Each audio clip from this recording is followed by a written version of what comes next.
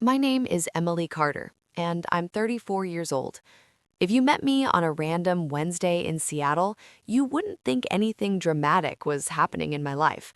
I don't slam doors, I don't cry in public, I don't post vague quotes on Instagram. I label my pantry shelves, I pay my bills early, I like my coffee plain and my routines predictable. For a long time, I believed that kind of life meant I was safe. I lived with my boyfriend, Lucas, in a clean, modern apartment overlooking a gray stretch of the city. We split the rent evenly, we split groceries, we split utilities. On paper, everything was balanced. Friends used to say we were solid, stable, low drama. What I didn't realize was that while I was building a life, Lucas was quietly evaluating me. Not in obvious ways, not with yelling or cheating or insults you can point to. It was subtler than that. It was in the way he talked about brands like they were personality traits, in how often he mentioned what people notice, in how often he compared moments to stories he'd already lived with someone else. I thought love was something you grew into together. I didn't know I was being measured against a standard I'd never agreed to. And I definitely didn't know I was taking a test. I found that out the night I gave him a gift I had spent months saving for, and watched him hold it between two fingers, like it was something he didn't want to touch. That was the moment everything in my life went quiet. Before I go any further, I need to ask you something. If you've ever been in a relationship where you were always trying to be enough, trying to keep up, trying not to ask for too much, but still felt like you were falling short, leave a comment and say, I get it. And if you've ever realized too late that someone you loved was grading you instead of loving you, you're not alone. Stories like this don't get told enough, so if you want to hear real experiences, not to spread anger, but to find clarity and fairness, subscribe to the channel. There are more coming. When Lucas and I first started dating, I thought his attention to detail was impressive. He worked in sales. Presentation mattered. He cared about how things looked, how moments photographed, how gifts landed, how stories sounded when retold. I assumed that was just part of his job. I didn't realize it was how he judged people too, especially me. The night that changed everything started quietly. No argument, no warning, just a small box, a living room lamp, and one sentence that made my chest go cold. This looks kind of cheap. That was when I understood something I wish I'd seen sooner. I wasn't failing at love.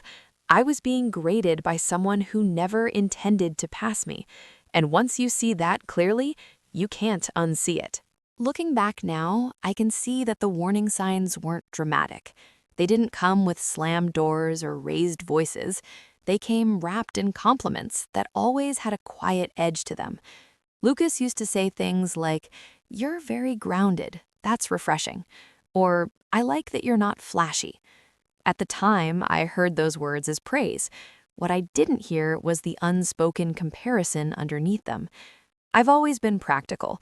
I grew up in a family where you clipped coupons and fixed things instead of replacing them, where gifts meant something because of the thought behind them, not the receipt. I work a steady job in project coordination, nothing glamorous, but reliable. I like routines. I like knowing where my money goes. I like quiet wins. Lucas came from a different world, or at least the world he wanted to belong to. He noticed watches, shoes, restaurants with no prices on the menu. He followed designers the way other people followed sports teams. When he talked about his ex, Madison, it was never emotional. It was observational. "She just got quality," he once said, scrolling through his phone. "Some people don't have to learn taste." I remember laughing it off, even though something inside me tightened. I told myself I was being insecure. I told myself past relationships were past relationships. I didn't want to be the girlfriend who policed memories.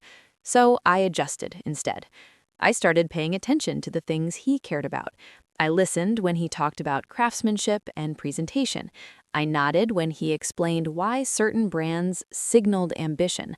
I let him take the lead when we went out, even if it meant places that made me feel like I was borrowing someone else's life for the evening. When my friends asked if it bothered me, I shrugged and said it's his thing. But what I didn't admit, even to myself, was how often I felt like I was trying to catch up. Not financially, emotionally. There were moments that should have felt warm but didn't, like when he complimented my outfit by saying it was safe, or when he posted pictures of us online but tagged the restaurant before he tagged me, or when he'd gently suggest I upgrade something I already liked because it would photograph better. None of it was cruel on its own. That's the dangerous part. It all lived in the space where you doubt yourself before you doubt the other person. The night before his birthday, I stayed up late balancing my budget. I'd been saving quietly for weeks by then, saying no to dinners out, picking up extra freelance work, skipping small comforts without mentioning them. Not because he asked me to, because I wanted to give him something that mattered to him. I remember sitting at the kitchen table, laptop open, the apartment quiet except for the hum of the fridge. I felt tired but also hopeful. This, I thought, is what partnership looks like: compromise, effort, listening. I didn't want to be compared to Madison anymore, not silently, not subconsciously. I wanted to stand on my own. So I tried. And that's the part that still hurts when I think about it. I wasn't careless. I wasn't lazy. I wasn't thoughtless. I was trying. And the saddest part is, for a long time, I believed that if I just tried a little harder, everything would feel balanced again, that the unease I carried was temporary, that love, real love, would eventually outweigh presentation. I didn't know yet that some people don't want love to be equal. They want it to perform. Lucas's birthday was 3 weeks after mine. He brought it up casually at first, the way he always did when he wanted something without sounding like he wanted it. "There's this piece I've been looking at," he said one night while scrolling through his phone on the couch. "Nothing crazy, just very clean, very me." He turned the screen toward me for half a second. White gold, minimal design, a small diamond, subtle but unmistakably expensive. "I sent you the link already," he added, like it was an afterthought. I nodded. I remembered the link. I remembered opening it during my lunch break and feeling my stomach tighten when I saw the price. I remembered closing the tab and reopening it later that night, telling myself I'd figure it out. "I'm just saying," he continued, "it's the kind of thing that lasts, an investment piece." That phrase again, investment piece, like love needed a resale value. I didn't argue. I didn't sigh. I didn't tell him what it would cost me. I just said, "Okay, I'll think about it." What I didn't say was that I already had. By then, I'd been saving quietly for weeks, taking on extra work, saying no to friends, skipping anything that wasn't essential. I didn't complain because I wanted the gift to come from intention, not obligation. I wanted him to feel seen. The night I gave it to him, I was nervous in a way that surprised me.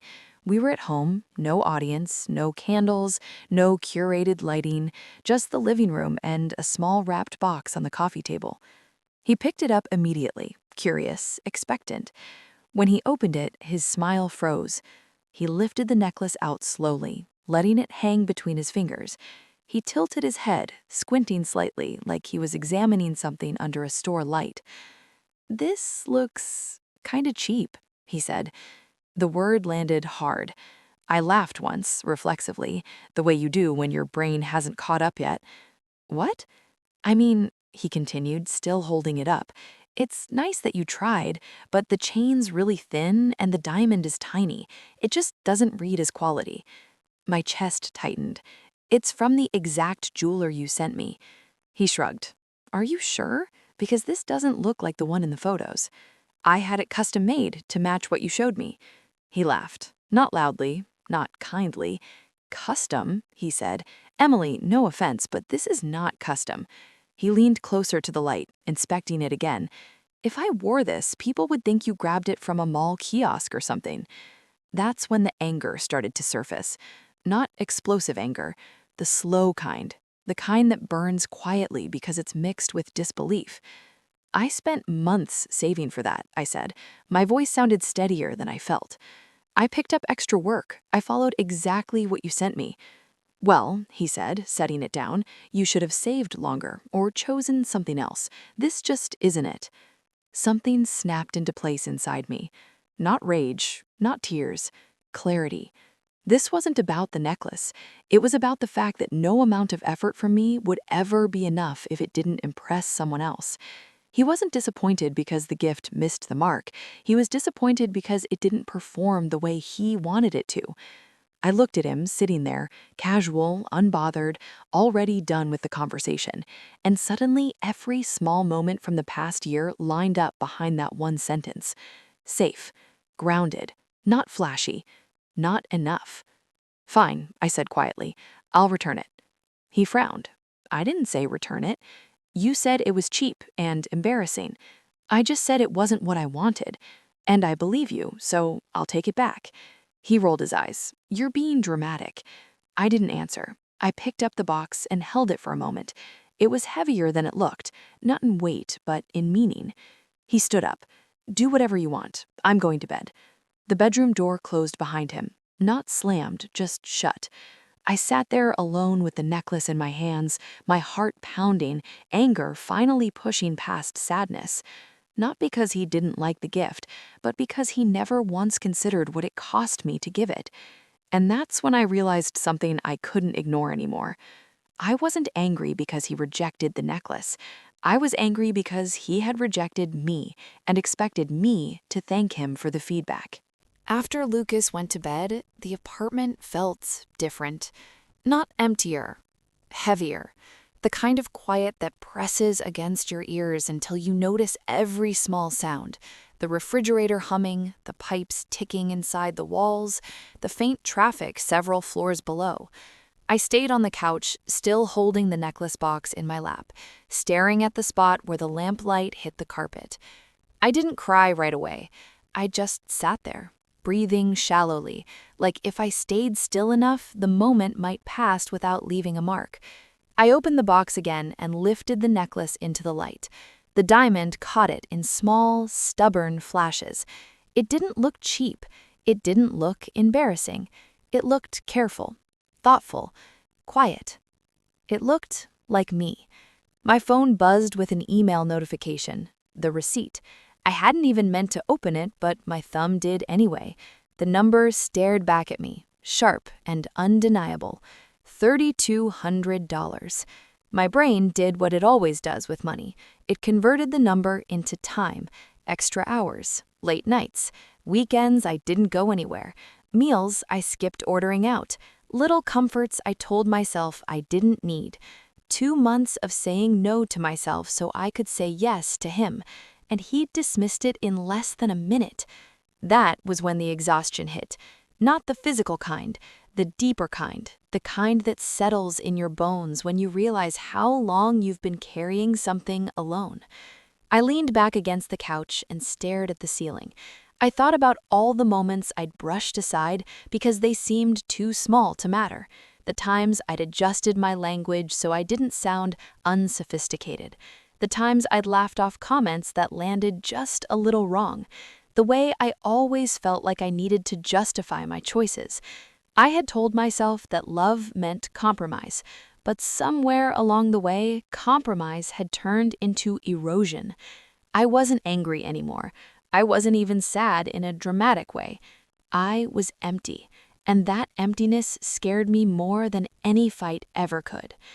I stayed on the couch that night, not to make a statement, just because I didn't have the energy to share a bed with someone who had made me feel invisible hours earlier. I pulled a blanket over myself and lay there, eyes open, listening to the city breathe. At some point, I realized I wasn't replaying the argument anymore. I was replaying myself, the way I'd smiled and nodded, the way I'd swallowed my instincts, the way I'd mistaken patience for love and effort for compatibility. That realization hurt more than anything Lucas had said, because it meant this wasn't just about him. It was about me finally seeing the cost of staying quiet. Sometime before morning, I made a decision. It wasn't dramatic. It didn't come with a surge of confidence or a speech rehearsed in my head. It came with calm, the kind of calm that feels almost cold because it's built on truth. When I woke, my neck stiff from the couch, the apartment was still. Lucas had already left. His side of the bed was untouched, the door open just enough to show smooth sheets and an empty space where he should have been. I sat up slowly and looked at the coffee table. The necklace box was still there, exactly where I'd left it. I picked it up and held it for a long moment. Then I placed it in my bag, zipped it closed, and stood. For the first time since the night before, my hands didn't shake.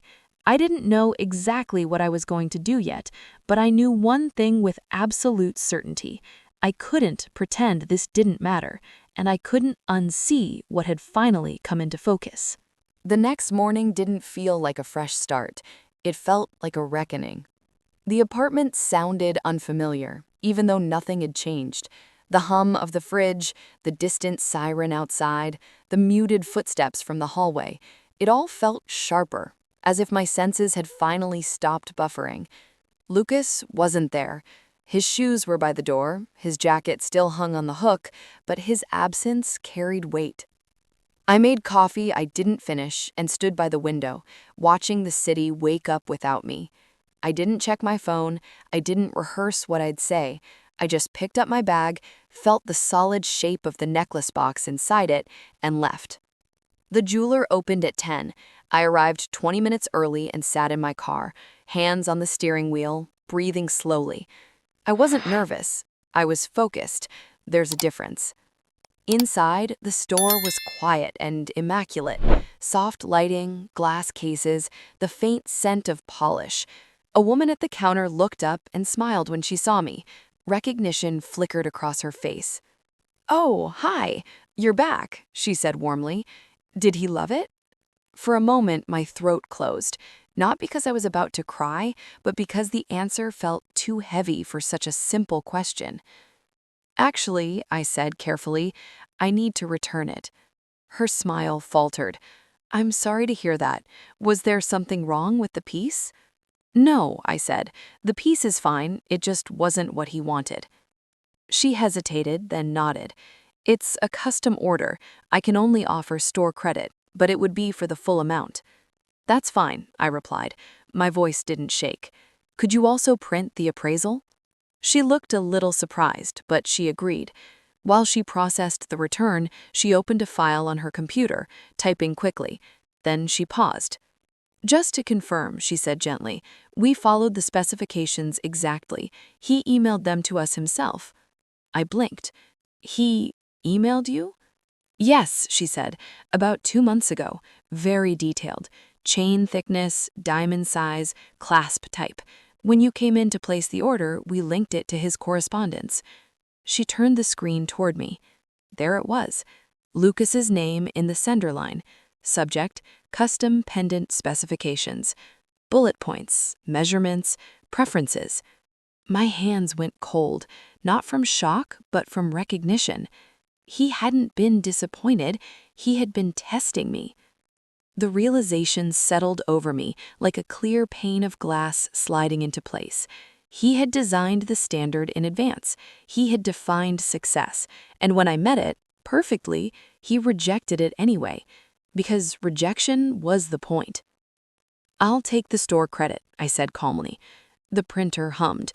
She slid 2 papers across the counter. One was the credit, the other was the appraisal. $3,200. The number stared back at me, impersonal and exact. Outside, the air felt colder. I folded the papers and placed them in my bag, my movements steady. I didn't feel triumphant, I didn't feel vindicated. I felt awake. On the drive home, my mind replayed the night before, not with pain, but with clarity. The words he'd used, the shrug, the dismissal, the way he'd walked away without a second thought. This wasn't a misunderstanding, it was a pattern. When I got back to the apartment, it was still empty. I placed the appraisal on the kitchen table, smoothing it flat. Then I wrote a note. Short, factual, impossible to twist. "This is the appraisal for the necklace you rejected. The jeweler confirmed you sent the exact specifications 2 months ago. I returned it for store credit. I'm staying with a friend for a while. We'll talk when I'm ready. I read it once, then twice. It said exactly what I meant. I placed my key beside the paper, and for the first time since this started, I felt something like hope, not soft, not naive, but firm, grounded, and real. I left the apartment before Lucas came home, not because I was afraid of the conversation, but because I refused to have it on his terms. I packed a small suitcase, enough for a few days. Clothes, my laptop, my charger, the paperback I'd been halfway through for weeks. I didn't take everything. This wasn't an escape. It was a pause. I drove straight to my friend Mark's place. He opened the door without questions, took the suitcase from my hand, and said, "You're safe here."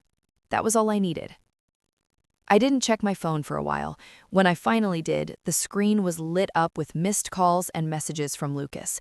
"Where are you? Why is there an appraisal on the table? This is ridiculous. Call me." I read them without reacting. No spike of panic, no urge to explain myself. The silence felt intentional, like a boundary I had finally learned how to draw. The calls kept coming. Then the tone changed. "I didn't know it cost that much. I didn't mean it like that. We should talk. This is being blown out of proportion." There it was.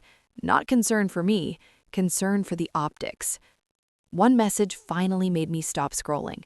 "What am I supposed to tell people? They're asking why you left." That sentence did something strange.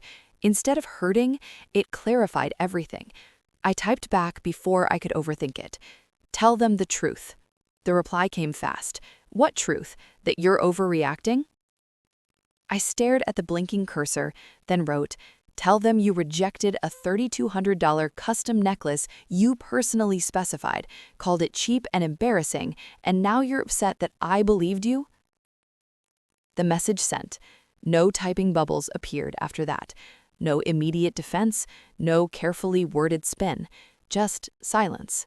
And that silence was louder than anything he'd said before. I didn't feel giddy. I didn't feel victorious. What I felt was relief. Clean, unmessy relief. The kind that comes when someone finally loses control of the narrative they've been managing. Later that night, I listened to his voicemails. They followed a predictable arc. Confusion, apology, frustration, then blame. "I'm sorry," he said in one. "I didn't mean to hurt you." In another, "You can't just leave without talking to me. That's unfair." Unfair. I deleted them all, not out of spite, but because I didn't need them anymore. Sitting on Mark's couch, eating takeout from mismatched containers, I felt something ease in my chest. The tightness I'd been carrying for months began to loosen. I laughed at something stupid on TV and realized it didn't sound forced. That's when it hit me. The satisfaction didn't come from proving him wrong. It came from no longer needing his approval to feel right. For the first time, the balance of power had shifted, not because I demanded it, but because I stepped out of the game entirely. I turned my phone face down on the table. Tomorrow, I'd go back for the rest of my things. Tonight, it was enough to know that I had told the truth, and for once, I hadn't softened it to protect someone else's image. The first night after I officially left Lucas, I slept without dreaming. Not because I was at peace was still somewhere far ahead, but because my body had finally stopped bracing itself. The adrenaline that had carried me through the last 2 days burned out, and what was left was exhaustion, plain and honest. In the morning, the ache behind my ribs felt duller, manageable, like a bruise you know will fade. Over the next few weeks, I didn't rush anything. I found a temporary workspace so I wasn't camped on Mark's couch all day. I toured apartments slowly, without the pressure of impressing anyone. I chose a small one-bedroom on the east side of the city, quiet, affordable, close enough to walk to work when the weather allowed.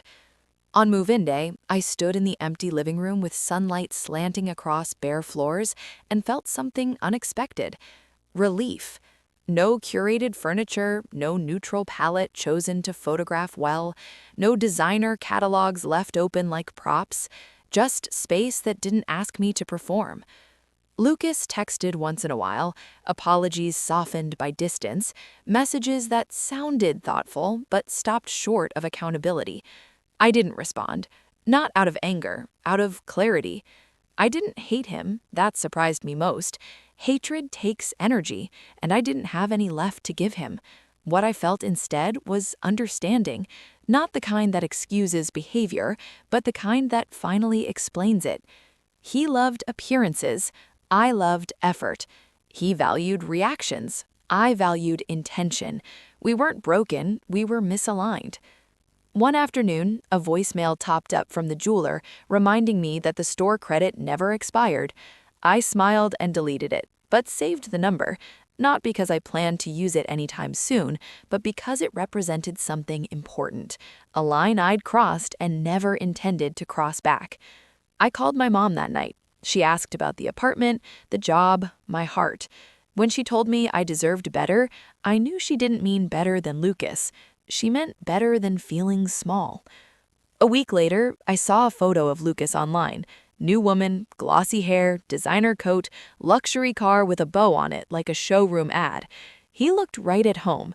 It didn't hurt the way I thought it would. It felt like confirmation. Some people don't change, they just find someone who fits the version of love they're trying to stage. That night, sitting alone in my quiet apartment, I realized something with a steadiness that felt like truth. I hadn't lost anything. I had reclaimed myself. I stopped mistaking expensive for valuable, stopped confusing effort with approval, stopped shrinking to fit someone else's aesthetic. And if you're listening to this, wondering whether leaving means you failed, let me tell you something I wish someone had told me sooner. Walking away isn't giving up. Sometimes it's the most honest thing you can do. So if you've ever stayed too long because it was easier than starting over, if you've ever confused being tolerated with being loved, if you've ever felt like you were almost enough, you're not alone, and you're not wrong for wanting more.